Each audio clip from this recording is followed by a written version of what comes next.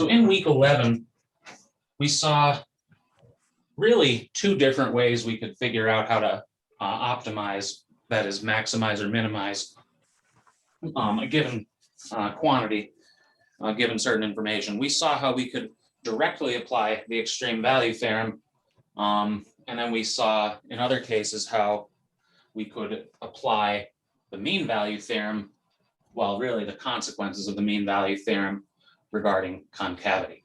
So number one on worksheet 11 says what? Find the dimensions of a rectangle with area 1,000 whose perimeter is as small as possible. So with optimization questions, the first thing I like to do is figure out what exactly are we doing calculus on? What are we trying to find the maximum or minimum of? Here, perimeter is as small as possible. So we need a perimeter function. We're looking at a rectangle. Perimeter is as small as possible. Well, a rectangle has two different quantities, x and y. Perimeter here, so I'll say doing calculus on the perimeter function because we want to minimize perimeter. Perimeter is 2x plus 2y. Now, that's a function, x and y are both variables. We'd like to eliminate one of them, and we can eliminate one of them because we know that the area is 1,000.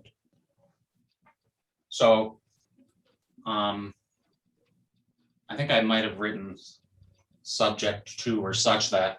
So I'll say such that here. The area is 1,000. So x times y equals 1,000. And this relation is going to let us eliminate one of the variables. So the first thing we notice is, well, we can get rid of a variable here because I'll get rid of y.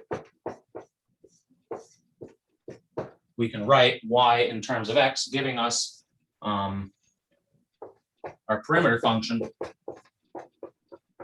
2x plus 2y.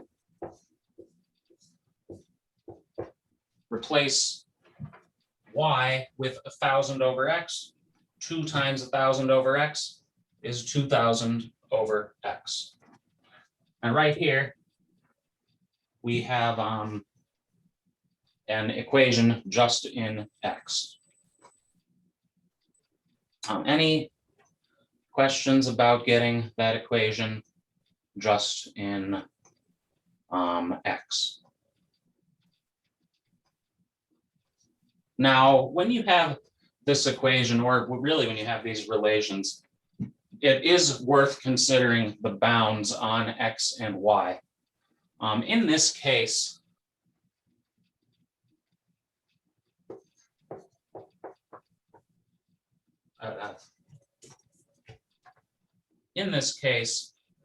x can be any number because it's just forming a rectangle. Well, it can't be, it can be any number larger than 0. If you have a closed interval here, then you can directly apply the extreme value theorem. But if you have the case where x or y or both are within an open interval, you're not going to be able to apply the extreme value theorem, and you're going to have to go to a concavity observation to conclude if you have a minimum or a maximum. But we'll get there. So here, we are going to have to go to that. But how are we going to get there? Well, a maximum or a minimum is going to occur where the derivative is 0 or where the derivative is undefined. So let's find those. We need the derivative.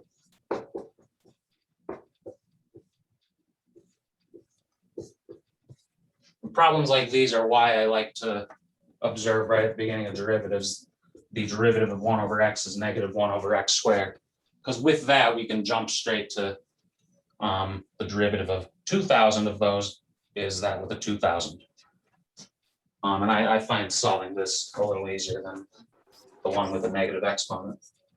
We want where this is 0, where it's undefined. Well, first notice it's undefined when x equals 0, which isn't going to form a rectangle. So we don't even have to worry about that. So we'll just find where this equals 0. Where does this equal 0? When what? 2 equals, is this camera going all the way down? Maybe I'll move it down a little. when 2 equals 2,000 over x squared. I guess I'm not going to fit it at the bottom of the board.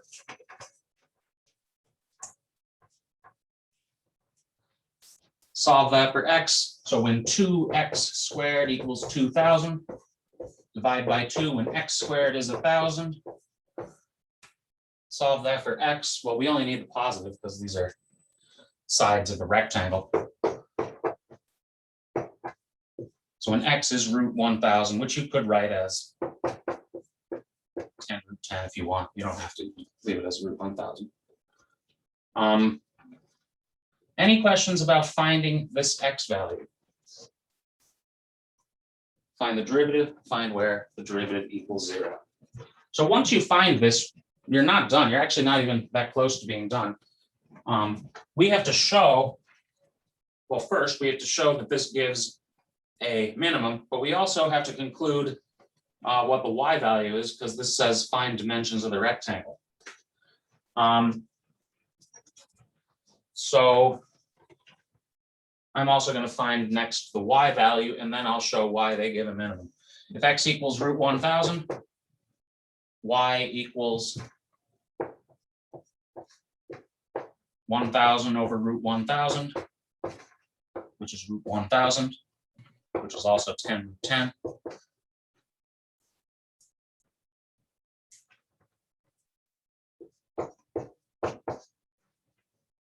So we have our x, we have our y value. Now we need to show why they give a minimum. Any questions about finding the y value? Because I'm going to erase these equations now.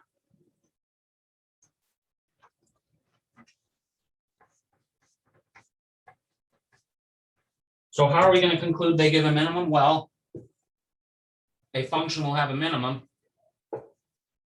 if the critical point, x equals that, looks like that. Meaning, if the function is decreasing and then increasing. So you could do a first derivative argument, conclude it's decreasing on the left of that number, increasing on the right.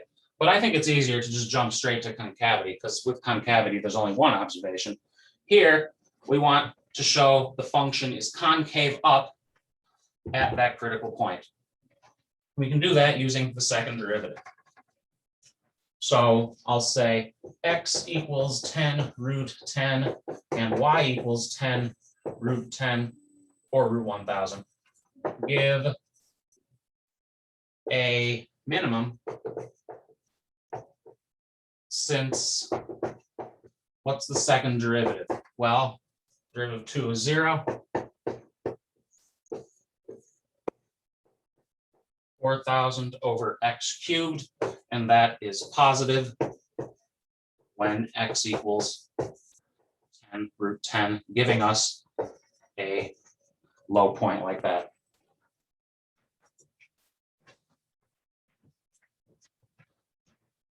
So these are our correct values.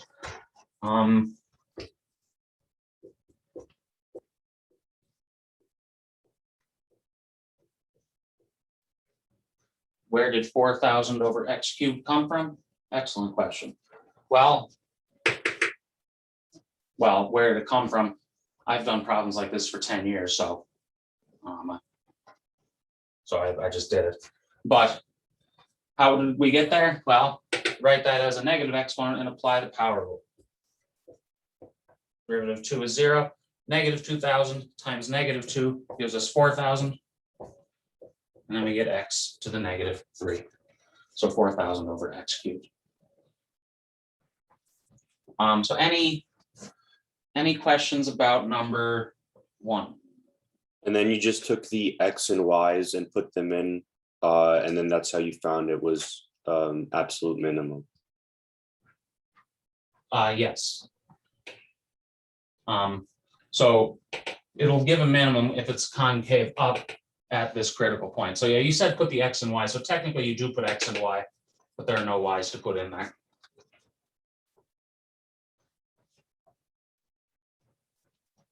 So any questions about number 1? Number 1, is a special case of a problem we covered in the lecture. I believe it was either the second or third to last during the lecture, where we said show of all rectangles of a given area, the one with the smallest perimeter is a square. And notice that rectangle would be a square in that case. Number 2. Show that, this is the parallel question to that lecture question. Show that of all rectangles with a given perimeter, the one with the largest area is a square. Well, again, we're starting with a rectangle and we're doing calculus on what are we doing calculus on? We want to show the one with the largest area is a square. So we're doing calculus on an area function. We have a given perimeter, so perimeter is constant.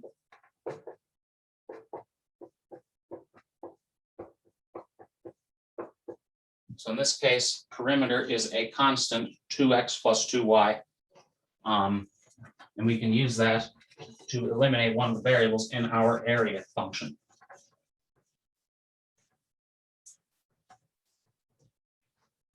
Well, we have our area function. We need to eliminate a variable. I'm going to solve for y. Solve for y, subtract 2x. Subtract 2x, divide by 2. So you could write that as half, well, as what, p over 2 minus x. I'll just leave it like that, I guess. Either way, we can then eliminate y from our area function, replace y with that.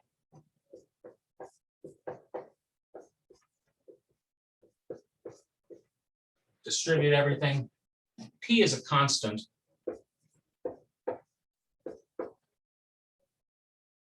Yeah, maybe I'll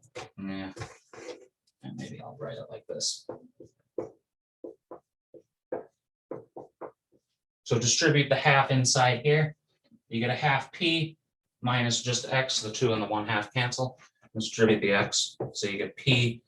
I'm doing this distribution because I know I'm going to have to take a derivative, and I don't want to deal with the product rule. I'd rather do some power rules than a product rule.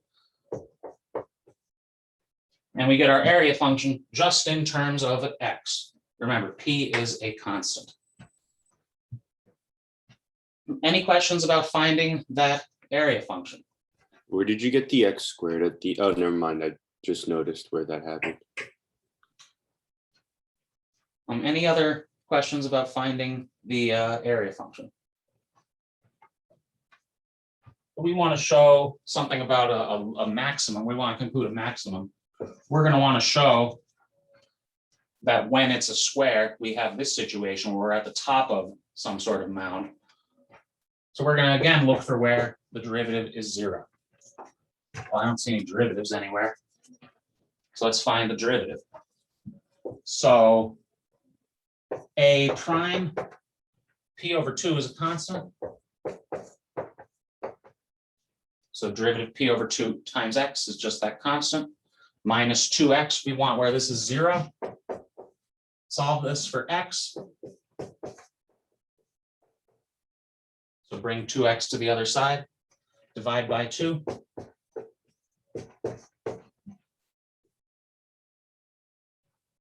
So we get critical point x equals p over 4.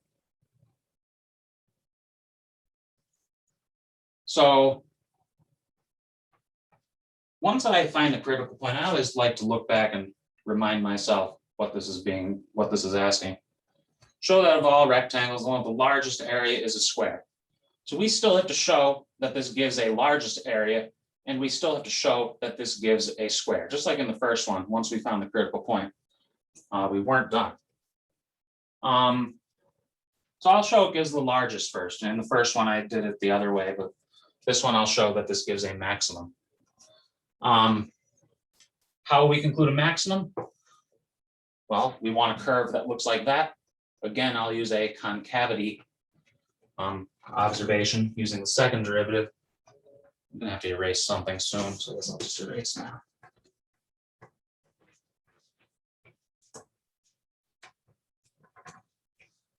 So this gives a maximum or minimum since the second derivative. What is the second derivative? Well, p over 2 is a constant. Derivative negative 2x, negative 2. This is negative. Since it's negative, the function is concave down. Well, since it's negative, it's always concave down. So I'm not even going to say when x equals p over 4. This function's always concave down. Since it's always concave down, the critical point we found will appear, well, it'll be the x value that results in the area being up at the top of that, which is the maximum area. Any questions about showing that that is the maximum?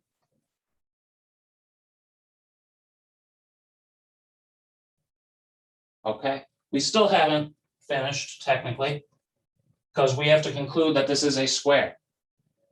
It's a square when x equals y. I don't see y, but we have a relation between x and y. Was it that? No.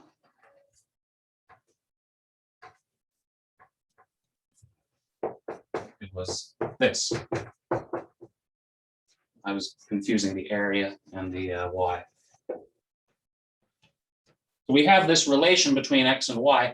So you could have jumped back to the p equals 2x plus 2y, or you could jump to it being solved for y. I guess that's what I'm doing since I wrote that. Let x equal p over 4.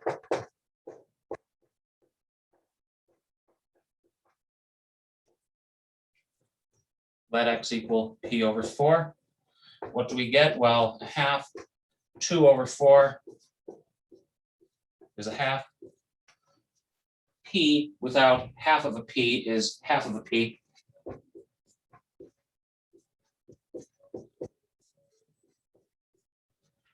And half of a p is p over 4. So in conclusion, since x equals y, maybe I'll say since x equals y equals p over 4, it's a square. And we showed that that is the maximum. Any questions about number 2?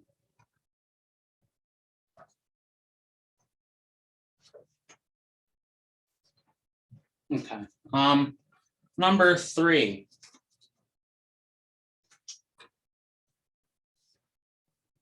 Let's see, where I'll erase. So number 3 is another square type question. This one we'll notice we are going to have only one variable. Why? Well, we'll see in a moment.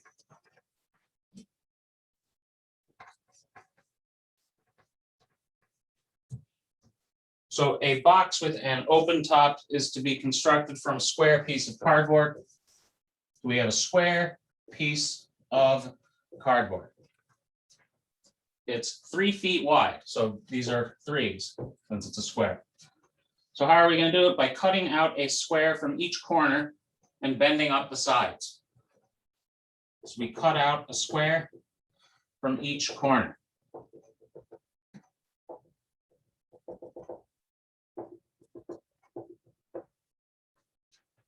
Cut out that square and bend up the sides. Good job.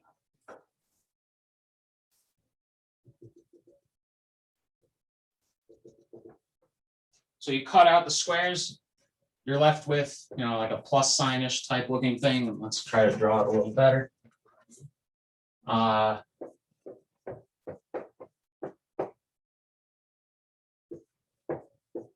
So when you cut out the squares, you're left with something like that. You fold along those lines, you're going to have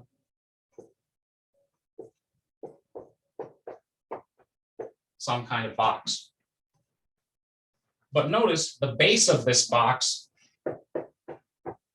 is going to be given by that piece, which notice over here is, in the better drawing, going to be a square. And that'll be relevant because this question asks to find the largest volume of the box. So we're going to need an equation for the volume of the box. And notice this box, well, it does have an open top because we're just folding up those four sides. So we need an equation for the volume of this box. Well, we're cutting out a square from each side. So squares, it's not going to form a box if you don't cut out the same squares. So what does the question say? Oh, just says find the largest volume. Sometimes this is phrased, what size square do you need to cut out? But notice in this drawing, we're going to get a certain volume. If you cut out a very small piece, if you cut out a very small piece, you'd get a different volume. So the variable here is how large of a piece you're going to cut out. Let's call that X.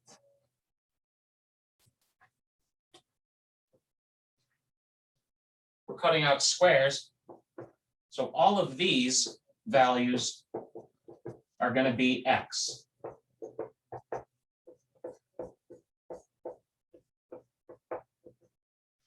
So what is the volume of the resulting box? Well, the volume of the box is the one side times the other side times the other side. Well, you fold this up.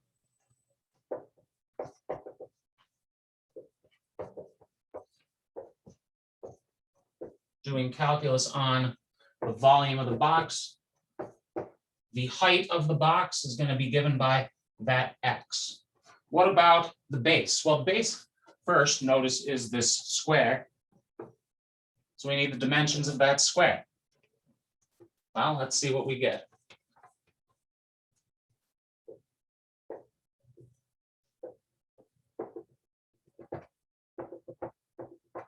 This is a 3. This is an X. This is an X. And maybe I don't have to make these dotted. Make those dotted.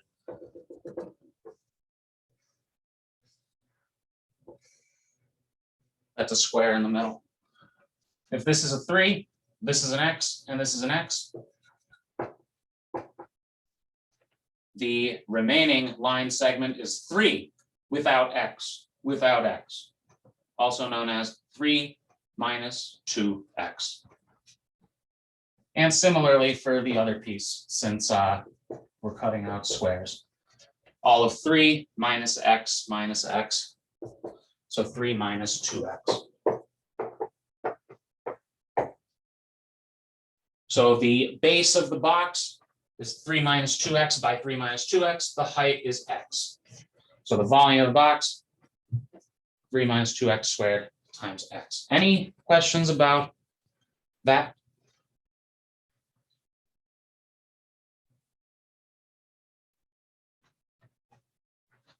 Okay.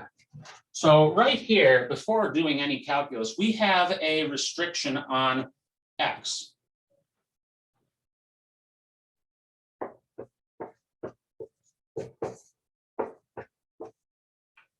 We can extend that restriction to including the endpoints so that we can apply the extreme value theorem directly.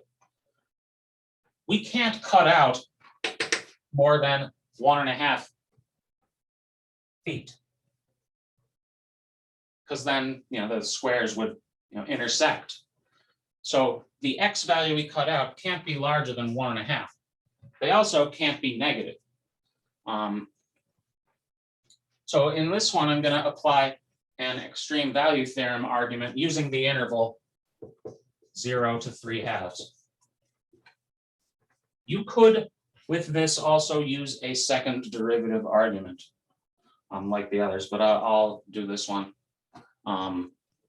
with the extreme value theorem. Well, what does the extreme value theorem say? We need critical points. V prime, well, I'm not doing a product rule. I don't like doing product rule if I don't have to. V equals X times what? 9 minus 12X plus 4X squared. So V equals 9X minus 12 x squared plus 4x cubed. Well, that's a much easier derivative to take than the product rule. V prime is 9 minus 24x plus 12x squared. We want where that's 0. We hope it factors. Well, I don't hope it factors yet. I hope we can pull off a constant and maybe get rid of that, but we can't fully get rid of it. We can do what? All of these things have a 3 on them. I guess I'll erase this.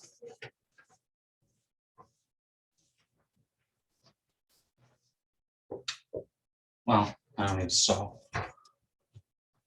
So v prime equals 3 times what? 4x squared minus 8x plus 3. And this will factor because it's set up to factor. How does it factor? Let's see. 6 plus 2 is 8, isn't it? Yeah.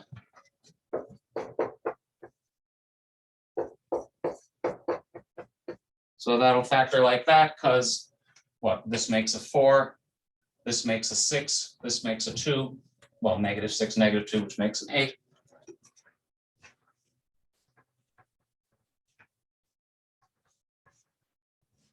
We want where this is 0 equals 0 when x equals not 0 equals 0 when x equals 3/2, or when x equals 1/2. Well, so now we need to show this gives a maximum volume. And how are we going to do that? Well, I'm going to do that using extreme value theorem.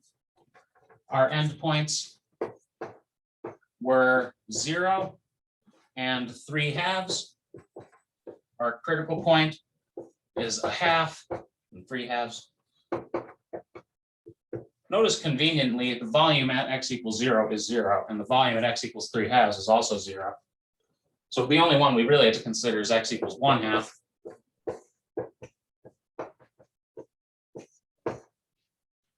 Let x equal 1/2. What do we get? What is that? 2. 3 minus, what is that? 3 minus 1 is 2. 2 squared is 4. 4 divided by 2 is 2.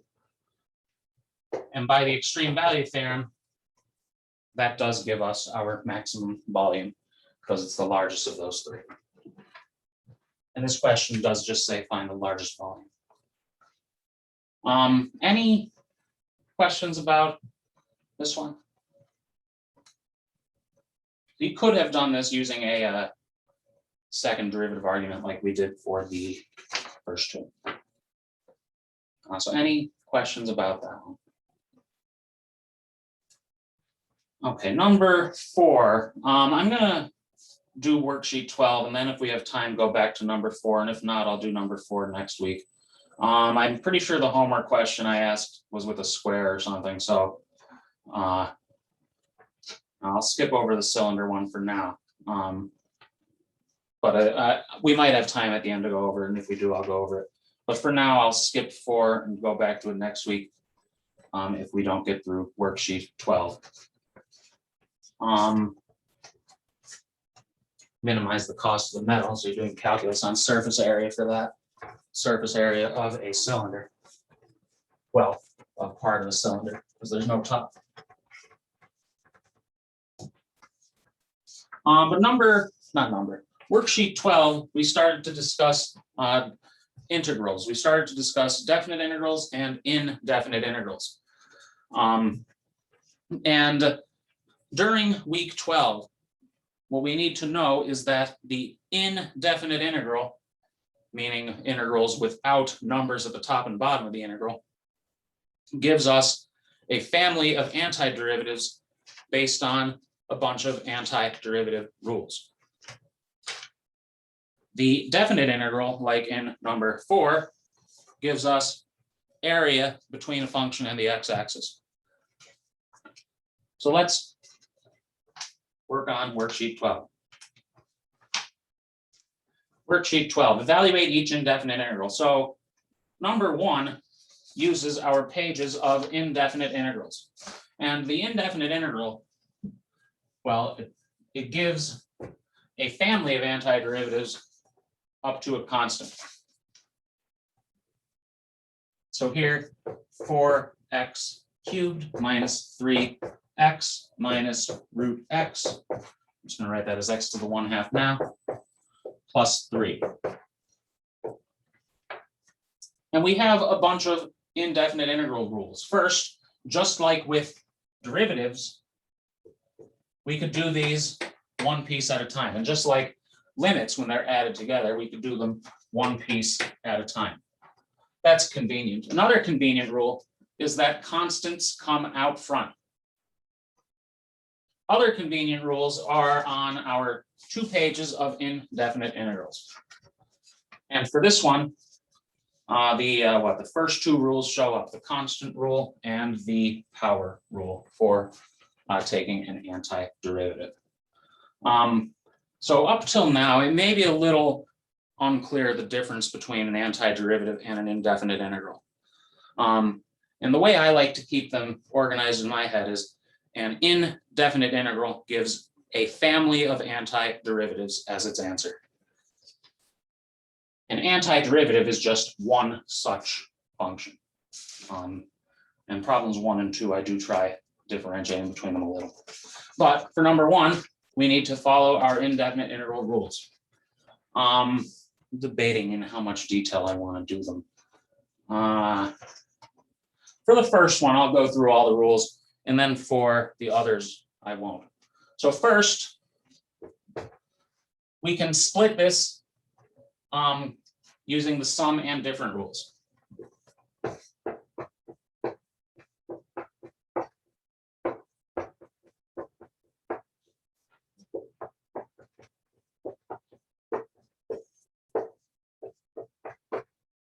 The integral notation and the dx show up for all integrals. I'll mention next week in a lecture exactly why that notation shows up, because I think I forgot to do it in the definite integral lecture. But we split this according to the sum and difference. And now how do we do this? Well, there's a constant in front. One of the indefinite integral rules, so in the lecture, I mentioned the theorem, which had 2 rules. One of them, the second one, said you could pull this constant out front and just deal with x cubed. You can pull this constant out front and just deal with x. You can pull this, well, there's no constant to pull out. Well, I think there's one, but it's already pulled out. And this last one, well, the last one, we can apply the first of our indefinite integral rules. The derivative of 3x is 3. So an antiderivative of 3x is 3x plus c. And I'm just gonna, with these, we technically have 4 pieces. We technically have 4 constants of integration, but at the end, you can smash them together as one. So I'm not gonna write it until the end. Another way of saying that, a constant from this is technically still here from these integrals. But either way, we went from 3x to 3 using an antiderivative rule, using the first indefinite integral rule. And now these other 3, we just have x to some number. Well, how are we going to deal with an x to some number? Well, the second rule says we have a power rule for indefinite integrals. Keep this 4. The power rule for indefinite integrals says add 1 to the exponent and divide. It's the opposite of the power rule for derivatives, where we multiplied and subtracted 1. Here we're adding 1 and dividing. 3 plus 1 is 4. Divide by 4, that's a quarter. Add 1 to the exponent, x to the 4th. Here, the exponent is 1. Carry the negative 3 down. Divide by 1 plus 1. That gives us a half, x to the 2. Here, our exponent is a half.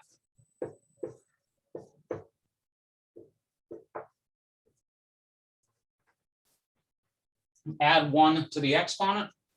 You get 3 halves. Divide by 3 halves.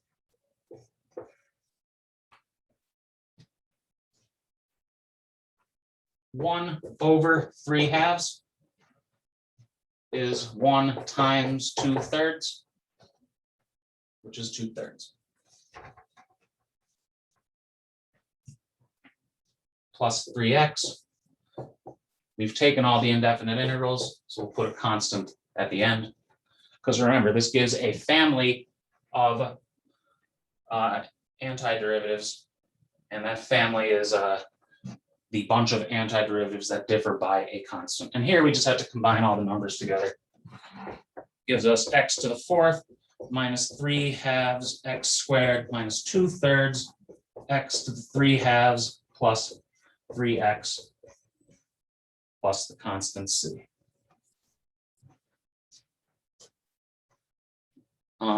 Any questions about that first one?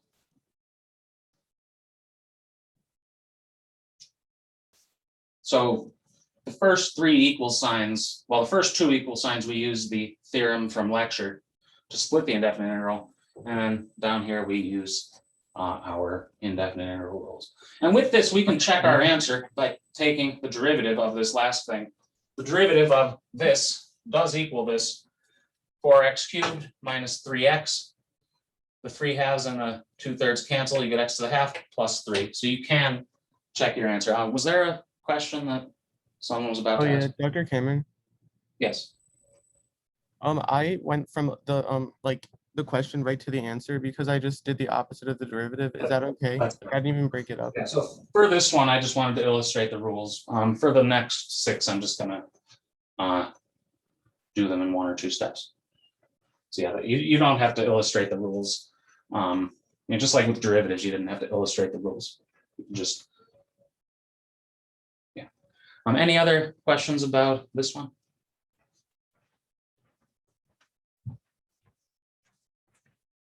Okay. Part B, where did I put the worksheet? Part B, integral x minus 9x negative 4 plus x negative 11/5 dx.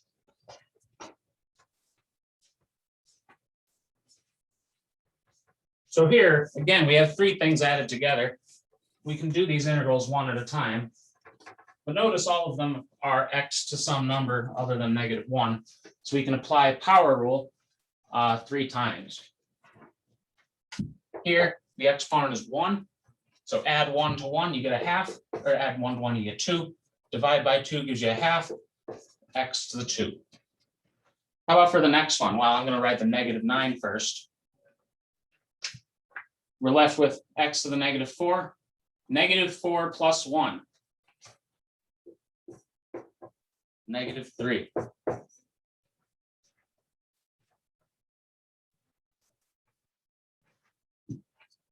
Maybe I'll throw that in parentheses, just so it's organized a little better. So the -9 goes through, and then the power rule, -4 plus 1 is -3. And for the last one, we have -11/5. Well, first we have a plus sign. -11/5. We need to add 1. 1 is what, 5/5?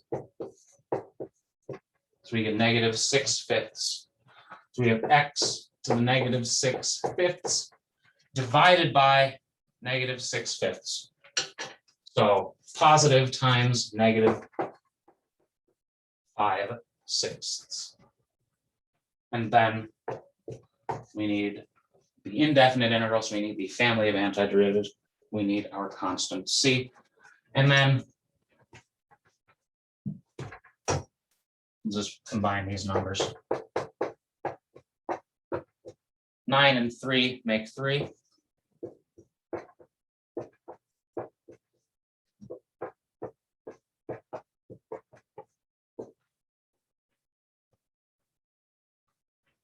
Do we not have And to again, do anything with the check your negative answer here. exponent? By taking this derivative. What was that? Do we have to, can we leave the negative exponent up, or do we have to make it like 1 over? Okay. That's fine. There are many reasons to leave the negative exponent. The most important reason I would say is because it allows you to conveniently check that your answer is correct. By taking this derivative of this is that function up there. The half and the 2 cancel. 3 and -3 make the -9. 6/5, 5/6 cancel. And that all works out. So any questions about part B? Yeah, negative exponents are fine. The only time I ever get rid of negative exponents are if I have to do something with it. Like in one of those optimization problems, I wrote it as 1/x because we have to eventually do calculus or do algebra with it. Part C, integral 5e to the x and cosine x. So again, we have a couple things added together, so we can do them one at a time. We also have 5 in front of the e to the x, so we can split this integral. Split the integral into the sum, but then we can also pull the 5 out front.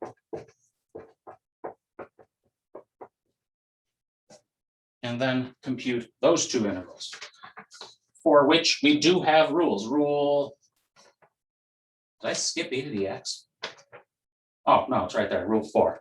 The 4th rule, an antiderivative of e to the x is itself. So the indefinite integral of e to the x is e to the x plus c, because the derivative of e to the x is itself. The 5 carries through. So 5e to the x. The derivative of sine is cosine. And we need the constant because it's a family of antiderivatives. Every time. So in the first optimization question, I said there's something that I jumped straight to the answer because I've been doing it for 10 years. I've also, I guess it's 11 years. I've also been doing derivatives and indefinite integrals of sine and cosine for 10, 11 years. Every single time I do them, I check the answer because it's very easy to put a negative in the wrong spot because the derivative of sine is cosine, derivative of cosine is negative sine. The integral of cosine is sine. The integral of sine is negative cosine. There are negatives all over the place. So here, derivative of sine is cosine. The negatives match up. And derivative of 5e to the x is 5e to the x. Any questions about that one? Okay, letter D. Letter D, we have 3 over root 1 minus x squared. Let's write that so it looks a little less bad. 3 over 1 minus x squared in a square root. So first, there is no product or quotient rule for taking an antiderivative. It's one of the reasons an antiderivative is much more complicated than a regular derivative. The rules we have for regular derivatives give us all the derivatives we would ever need. Well, they give us the ability to compute all the derivatives we would ever need. The rules we have here for indefinite integrals do not let us compute any antiderivative. And a good portion of Calc 2 is spent computing these. A good portion meaning the first half of the course looks at different ways of computing these, whereas we had essentially 2 weeks of Calc 1 devoted to just how to compute derivatives. 2 weeks told us all of the derivatives. You need a couple of weeks of Calc 1 plus half of Calc 2 to compute a small portion of all of the indefinite integrals you could compute. They are much more complicated, but we have a few rules this semester, and one of them tells us, we can pull this 3 out.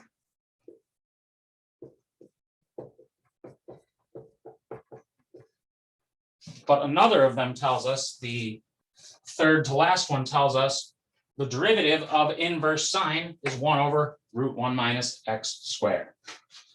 So the indefinite integral of 1 over root 1 minus x squared is the inverse sine plus c. The 3 carries along.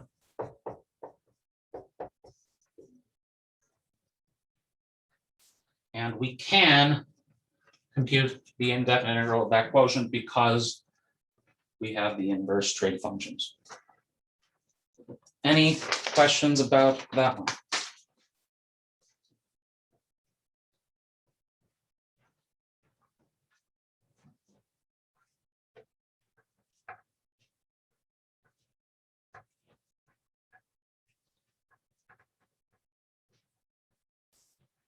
And actually, it's not even clear that any function has an antiderivative. Now, what if I ask you this one? Well, we can't do that this semester. It's not clear that tangent has an antiderivative, unless you pay close attention to week 6. That the integral of tangent is a Calc 2 integral, which is why there is no rule for it, but it's also why you don't see that anywhere here. Part E.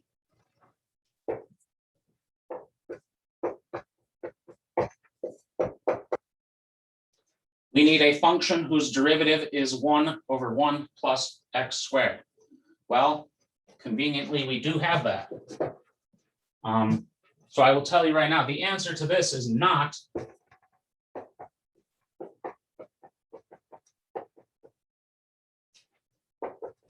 that is not the answer. You can't just throw an integral into the quotient, meaning you can't just do an integral of a quotient piece by piece. There is no quotient rule for antiderivatives. But what we can do is observe the second to last rule for indefinite integrals reminds us that the derivative of the inverse tangent of x is 1 over 1 plus x squared. So the indefinite integral is that family of functions. Any questions about that one?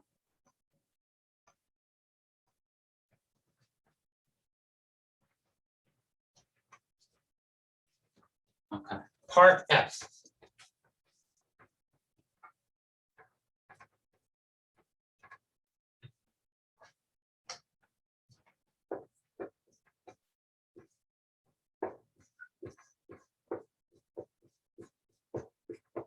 Integral negative secant squared. Well, do we have secant squared anywhere? Since we do have secant squared anywhere or somewhere in our list, we don't have to potentially simplify a trig function. You know, if the trig function you're asked doesn't really show up directly in these lists, then you would have some sort of simplification you'd have to do. But here, secant squared does show up. It is the 1 to 7th rule, the last one on the first page. The derivative of tangent is secant squared. So if you throw a negative on that, the derivative of negative tangent is negative secant squared. So you could just jump straight to the answer if you want, but I'll show how we could apply the rule directly. Pull the negative out, and then apply the 7th rule in our list. Derivative of tangent is secant squared. So negative tangent x plus c. And you can check the derivative of this is negative secant squared. So any questions about part F?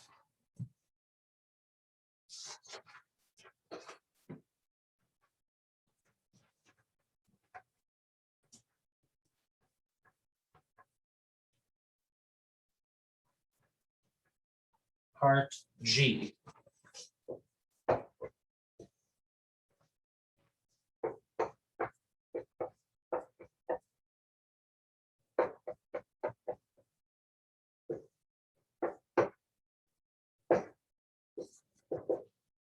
Part G, we have this function.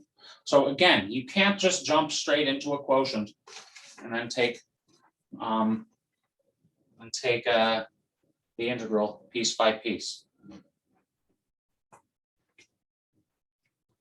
That exact function does not show up in our list.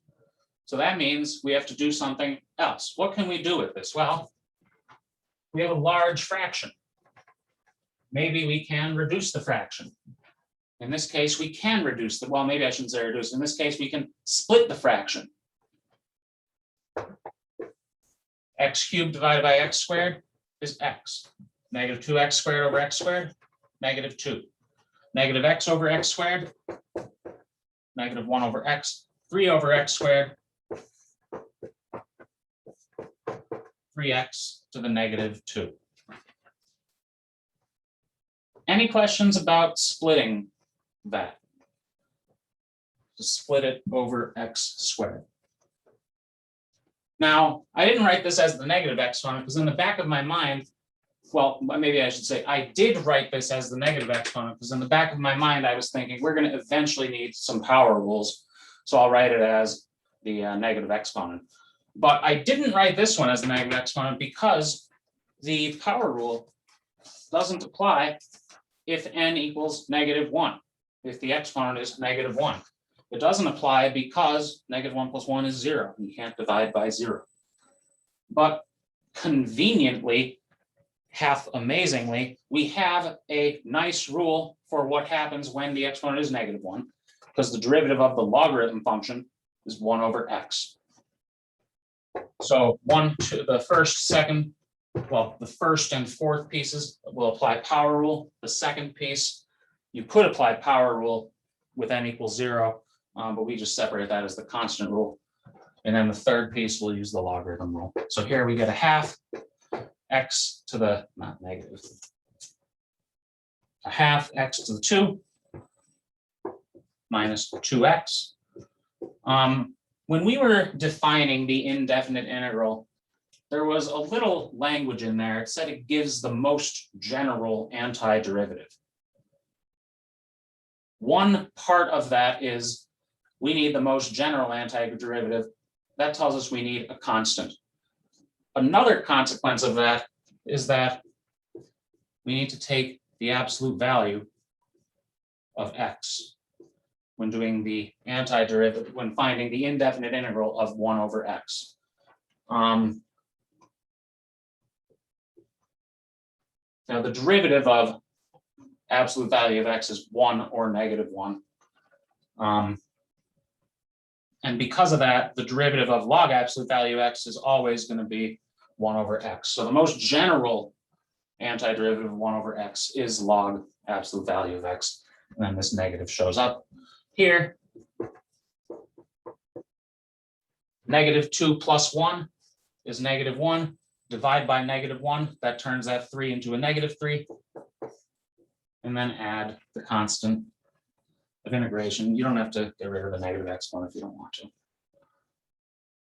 to. Any questions about this one?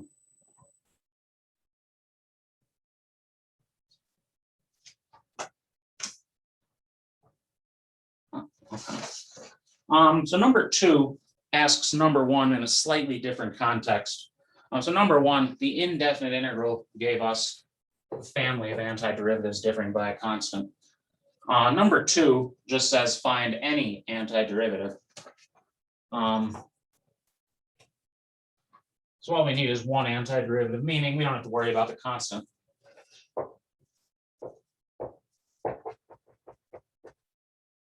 So f of x, 4x to the 5th, 7x to the 4, negative 3x to the 9/7, negative 2x plus 1. So here we're just going to have a bunch of power rules. So we can take as our capital F, well, we just apply our, you could discuss calculus in terms of a list of antiderivative rules and a list of indefinite integrals. And they wind up looking almost the same. I never gave a list of antiderivative rules because they were contained in the indefinite integrals. So if you want, in section 410, I think it's 410, there's probably a list of antiderivative rules which look like the indefinite integral rules. So I'm going to use the indefinite integral rules for this one and just not throw a constant at the end. But what do we get? Power rule, 4/6 x to the 6th. So that's 2/3 x to the 6th. Power rule here, the exponent is 4, so divide by 5, 7/5 x to the 5th. Power rule on the next thing, 9/7 plus 1 is 16/7. Divide by 16/7, it gives you 7/16.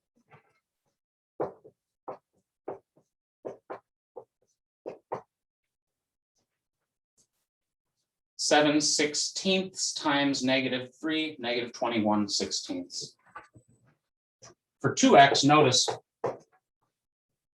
with exponent 1, you'd get half x to the half. The half and the 2 do cancel. And then with the constant rule, the derivative of x is 1, so an antiderivative of 1 is x. Any questions about 2a?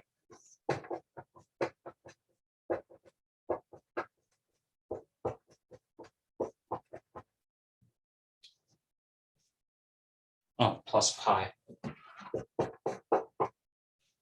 Okay, 2b. If for 2a, you could have also said like plus another 2 at the end. I didn't though. 2b. Well, we have some trig functions here. We need a function whose derivative is sine. Does this work? Does that work? Well, no. Derivative of cosine is negative sine. So that works. The negatives cancel. What about cosecant, cotangent? Well, the derivative of cosecant is negative cosecant, cotangent. So does that work for those first two pieces? Yes. Derivative of cosine is negative sine. The negatives cancel. Derivative of cosecant is negative cosecant, cotangent. Pi is a constant. Let's make that look more like a pi. Derivative of pi x is pi. Not 0 for this last piece. So any questions about part, what part was that? B.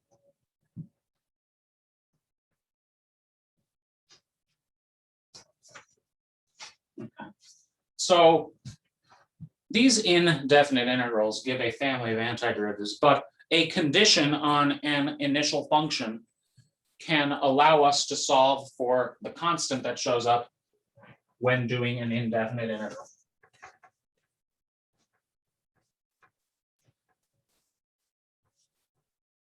And here, we're given a lot of information about an acceleration function, and we want to find the position function that satisfies all of these conditions. Well, we can do that because the derivative of velocity is acceleration. So we can find the velocity function here. Then the derivative of position is velocity, so we can find the position function. So number 3, acceleration is what? T squared plus cosine t. The velocity at 0 is 3. The position at 0 is 2. The question says, find the position function that satisfies all this. Well, let's find the velocity function first. Derivative of velocity is acceleration. So if we want to go from acceleration to velocity, we need an antiderivative, which we can use by finding the indefinite integral. Which indefinite integral? Well, indefinite integral of acceleration, given this initial condition, will give us our velocity function. Power rule gives us the third t cubed. The derivative of sine is cosine. The derivative of positive sine is positive cosine.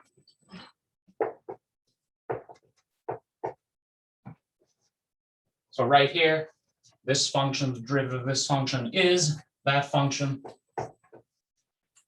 And the indefinite integral gives us a constant, and we can now use the velocity at 0 equaling 3 to find that constant c.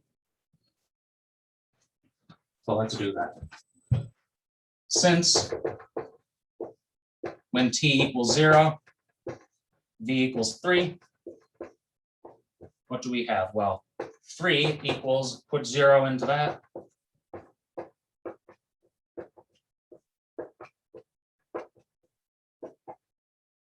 Put 0 into that, 0 cubed is 0. What is sine of 0?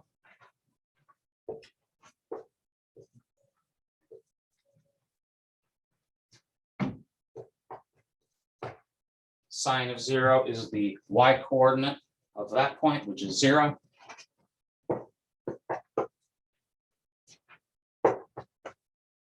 So the right side of this simplifies to c, the left side is 3. So c equals 3. So that tells us the velocity function is that with c equal to 3.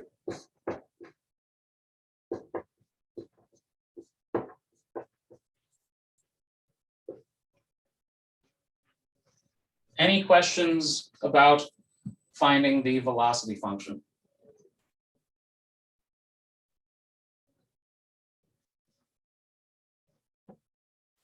So this question wanted the position function. That's the velocity function.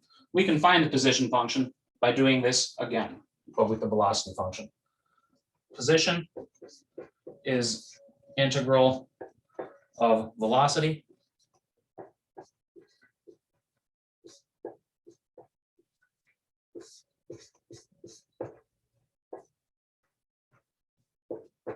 What do we get? Well, we have a lot of eraser marks.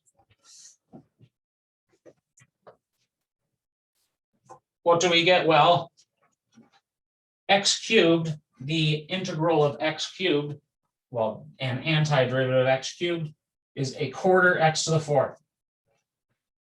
A quarter with that other, a third there, gives us 1/12. X, what am I doing? Sorry, time, t. So we have a quarter t to the fourth times another third. A quarter times a third is a 12th. So you have 12th t to the fourth. The derivative of sine is cosine. The derivative of cosine is negative sine. The derivative of negative cosine is positive sine. Now we have this 3 to worry about. So that gives us a 3t with our first indefinite integral rule, plus another constant of integration. Some people in math may not like that I'm using capital C there and capital C there. You might see this sometimes written with like a C1 for the first one and a C2. I'm just going to use the same C. It's fine with me. So we have a general position function, but we need the position function where t equals 0 means position is 2. So let's find the C value that makes that so. Yeah, I guess I could have written that down there. I started erasing, so I'll continue erasing.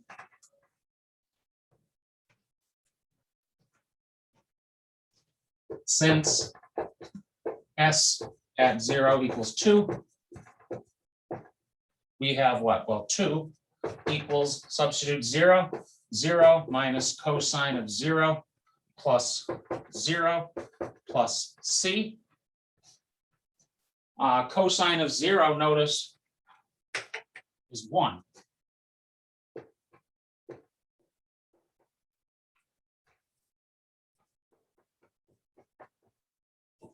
So the C value satisfies C minus 1 equals 2.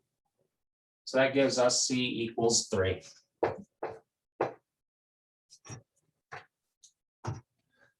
So our position function is that with C equal to 3, since 3 minus 1 is 2. I guess I'll get rid of that and say, so C equals 3. So our position function is this with C equal to 3. 12 t to the fourth negative cosine t plus 3t plus 3. Any questions about that one? All this one needed was position function. So I didn't have to draw a rectangle around that. So any questions about 3? A lot of 3s in that one.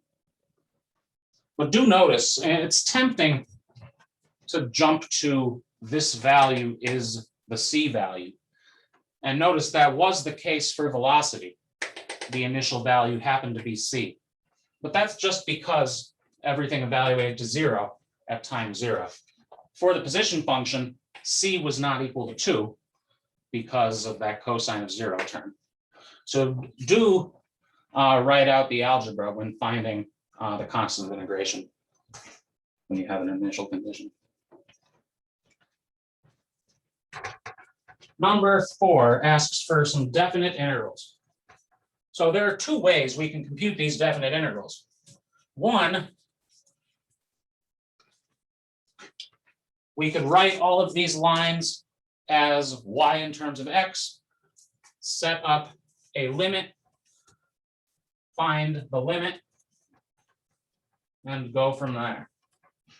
Or we could find the areas of each of these rectangles and squares and triangles. So for number 4, I'm gonna, before even looking at number 4, I'm gonna just fill in these areas somewhere on this board. So what do we have?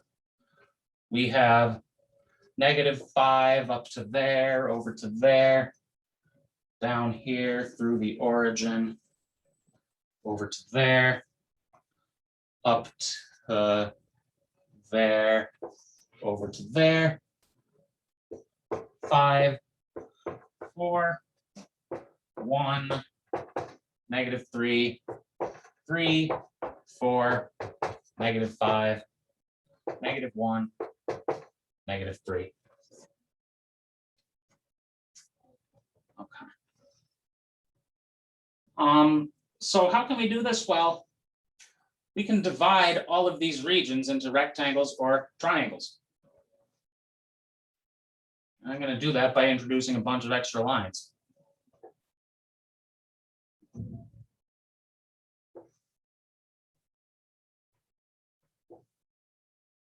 You can use trapezoids if you want. I don't like thinking about the area of a trapezoid because there are too many numbers. So I'm just going to divide that into a triangle and a rectangle. Now we need these areas. So there are 2 ways you can fill in these areas. You can, like, so this one right here is a 3 by 3 rectangle. 3 by 3 is not 3. It's a 3 by 3 rectangle. You could write that as a -9 for integration purposes. You could write it as a +9, so long as when you do the definite integral later, you remember, since it's under the axis, it's a negative. So either way is fine by me. So this rectangle is area 9. What about this triangle? Well, it's a 1 by a 3. Half of 3 times 1 is 3/2. So that has area 3/2. This one here, a triangle, that height is 3, that side is 1. Half of 3 times 1 is another 3/2. How about this rectangle? It's a 2 by a 4. So that's an 8. How about this triangle? It's a 2 by 4. Half of 2 times 4 is 4. And how about this last piece? Well, the rectangle portion is a 1 by 3, which is a 3. The triangle portion is a 1 by 1. It's a right triangle. Half of 1 by 1 is a 1/2. Any questions about finding those areas?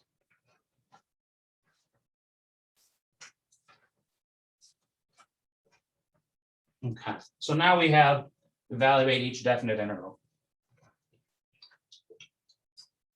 Where do I want to write these? I guess I'll write the first one down here.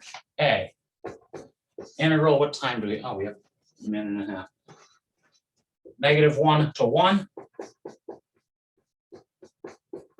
-1 to 1. Well, remember, the definite integral treats areas above the x-axis as positive, areas below the x-axis as negative. So from -1 to 1, we have a 3/2 above the x-axis.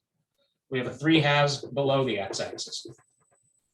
3/2 minus 3/2 is 0. Any questions about part A?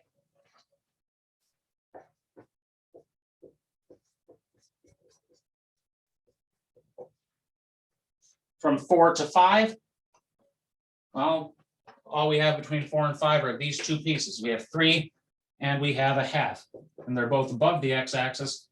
So the integral treats them as positive. 3 plus a 1/2. You could write it as 3 1/2 if you want. I'll write it as 7/2.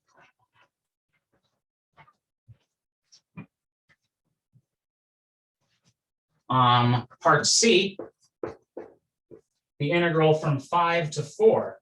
Well, how do we do this? Well, there's a rule, the second rule for indefinite integrals that we discussed said that if you flip the bounds around, it costs you a negative, meaning that integral is the negative of the integral from 4 to 5, which we found over there was 7/2. So this one just flips that sign around.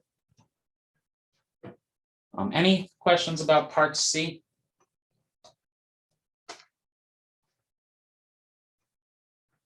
We're going to use this property again next week for something. Part D,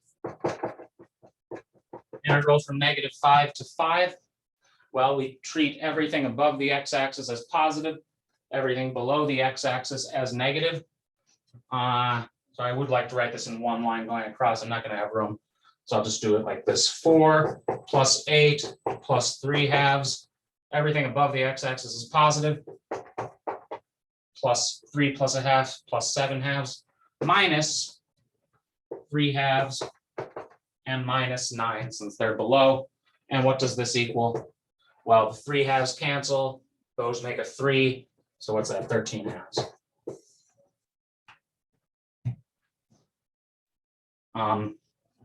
So 13/2.